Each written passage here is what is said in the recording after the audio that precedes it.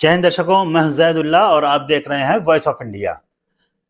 राजनेता जिस दिन सियासत में धर्म का इस्तेमाल बंद कर देंगे, उसी दिन थम जाएगी नफरती भाषा। ये कहना है सुप्रीम कोर्ट का। सर्वोच्च अदालत ने नसीहत दी है और कहा है कि हर तरफ के खुराफाती तत्व दे रहे हैं ऐसे भाषण। लोगों को खुद संयम रखना चाहिए। सुप्रीम कोर्ट ने नफरती भाषाओं पर गंभीर चिंता जताई है। शीर्ष अदालत ने कहा है कि जिस वक्त धर्म और राजनीति को अलग कर दिया जाएगा, राजनेता सियासत में धर्म का इस्तेमाल बंद कर देंगे, उसी समय इस तरह के भाषण बंद हो जाएंगे। हर क्षेत्र में असामाजिक तत्वों की तरफ से ऐसे भाषण दिए जाते हैं। सर्वोच्च न्यायालय ने कहा कि लोगों को खुद ही संयमित रहना चाहिए। Justice KM. जोसेफ और जस्टिस बी.वी. नागरत्ना की पीठ ने कहा, आखिर अदालतें कितने लोगों के खिलाफ अवमानना का मामला शुरू कर सकती हैं? देश के लोग ही दूसरे लोगों या समुदाय के खिलाफ अगर गलत भाषण देना बंद कर दें तो ये समस्या खुद ब खुद हल हो सकती है। सर्वोच्च अदालत ने कहा कि प्रत्येक दिन असामाजिक तत्व यानी फ्रिंज एलिमेंट टीवी तथा दूसरे सार्वजनिक मंचों समेत अन्य जगहों पर लोगों के प्रति नफरत फैलाने वाले भाषण दे रहे हैं। इसमें हर तरफ के लोग हैं। अदालत से पूछा जा रहा है कि क्या वो सभी भारतीयों के खिलाफ अवमानना की कार्रवाई करेंगे। आइए बताते हैं कि बहस किस तरह हुई और किसने क्या कहा। शीर्ष अदालत में शाहीन अब्दुल्ला की याचिका पर सुनवाई हो रही थी, जिसमें कहा गया कि महाराष्ट्र में पिछले 4 महीनों में 50 से ज्यादा नफरती भाषण देने के मामले सामने आए हैं। पीठ ने महाराष्ट्र सरकार को जवाब देने के लिए नोटिस जारी कर दिया है। साथ ही मामले की सुनवाई 28 अप्रैल तक स्थगित कर दी है। इस मामले में सॉलिसिटर जनरल ने कहा, याचिकाकर्ता का भाषण चुनिंदा मामलों को लेकर आया है। याचिका में अपने राज्य यानी केरल से ऐसे उदाहरण नहीं ला रहा है। केरल के मामलों पर अदालत को स्वतः संज्ञान लेना चाहिए। तो देखिए, यहाँ पे सॉलिसिटर जनरल साहब ये नहीं कह रहे हैं कि ये भाषण गलत है या सही है, या जो भाषण पेश किया गया है इसके अंदर एडिट किया हुआ है, यानी इसको नकार नहीं रहे, बल्कि कह रहे हैं कि ये चुनिंदा भाषण है।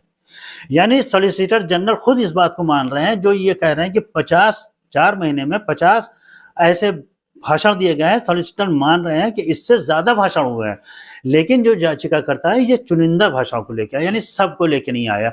और यहाँ पर भी सॉलिसिटर जनरल हिंदू मुसलमान वाला पहलू सामने रख रहे हैं, खुल के नहीं कहा, लेकिन उनका मकसद यही है कि जो मुसलमानों ने हिंदुओं के खिलाफ भाषण दिया है उसका जिक्र इसमें नहीं है।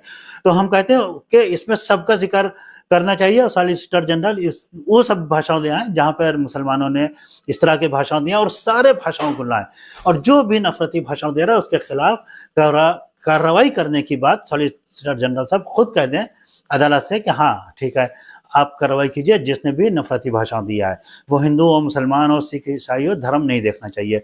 यानी सॉलिसिटर जनरल इस भाषण को नकार नहीं रहे हैं।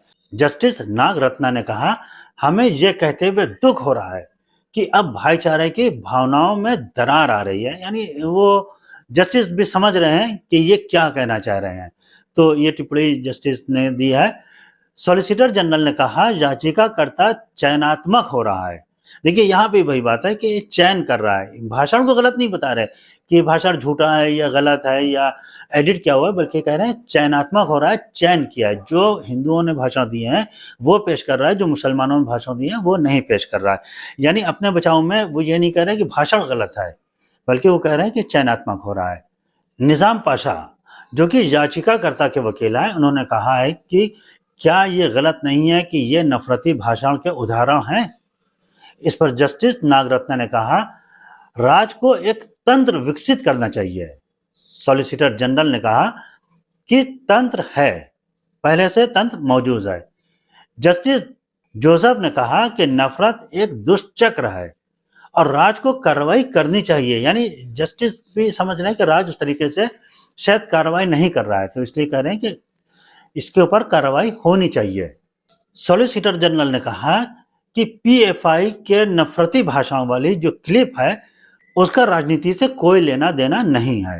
देखिए, ये उस बात के ऊपर कहा रहा है कि जो कोर्ट ने कहा था कि यदि राजनेता धर्म को सियासत से अलग कर दें तो नफरती भाषण खत्म हो जाएंगे। इस पे कह रहे हैं कि जो पीएफआई ने नफरती भाषण दिया है वहां पर कोई सियासत की बात नहीं थी, बल्कि वो एक धर्म से जोड़ के वो कह रहे हैं कि वो धर्म से जुड़ी हुई बात है, सियासत के ऊपर इसका ठेकरा नहीं फोड़ना चाहिए।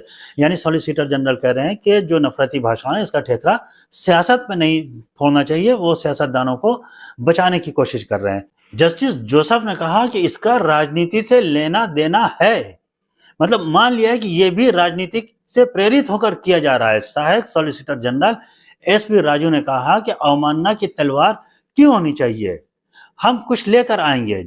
जस्टिस जोसेफ ने कहा आवश्यक है, क्रिया की प्रतिक्रिया होती है। सॉलिसिटर जनरल ने कहा कृपया आप इसे न्यायोचित न ठहराएं। तो देखा आपने कि कोर्ट इस वक्त कितना सख्त हो चुका है और वो भी इस चीज को देख रहा है, समझ रहा है कि इस वक्त नफरती भाषण किस तरीके से फैलाए जा रहे हैं। और ये नफरती भाषण सिर्फ सियासी मंचों पर नहीं फैलाए जा रहे हैं, बल्कि ये टीवी पर भी फैलाए जा रहे हैं। ये भी कोर्ट ने कहा है कि टीवी पे बैठकर इस तरीके के नफरती भाषण फैलाए जा रहे हैं और समाज में एक दरार पैदा हो रही है।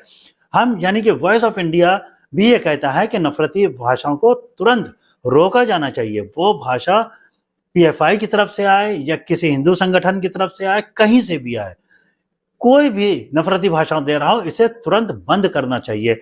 और जहां तक सवाल चयनित भाषण का है, तो कोई किसी भाषण को चयनित करता है, कोई किसी भाषण को चयनित करता है और सारे भाषणों को चयन कर लिया जाए और मिला के अदालत में पेश किया जाए और कहा जाए कि नफरती भाषण है। वो भाषण देने वाला हिंदू है, मुसलमान है, सिख है, ईसाई है, ये देखे बगैर सारे भाषण को कोर्ट में दिया जाना चाहिए और इनके खिलाफ कार्रवाई होनी चाहिए। और हमें उम्मीद है कि अब वक्त आ गया है जब ऐसे नफरती लोगों के खिलाफ न्यायालय खुद कार्रवाई करेगा और ये नफरती भाषण अब बंद होंगे और उन लोगों को भी अब सुधर जाना चाहिए जो समाज में दरार पैदा कर रहे हैं, जो समाज में नफरत फैला रहे हैं, जो धर्म को जाति से लड़वा रहे हैं। उनको अब समझ जाना चाहिए कि अब ये उनकी चीजें चलने वाली नहीं है। वो समय गया जब आप ये सब कर लेते थे। अब देश को जोड़ के एक करके आपको रहना पड़ेगा, मिल के रहना पड़ेगा, प्यार मोहब्बत से रहना पड़ेगा, नफरत को खत्म करना होगा और मोहब्बत को बढ़ाना होगा। इसी उम्मीद के साथ अब यहाँ पे हम अपना ये कार्यक्रम समाप्त करते हैं। जय हिंद, जय भारत।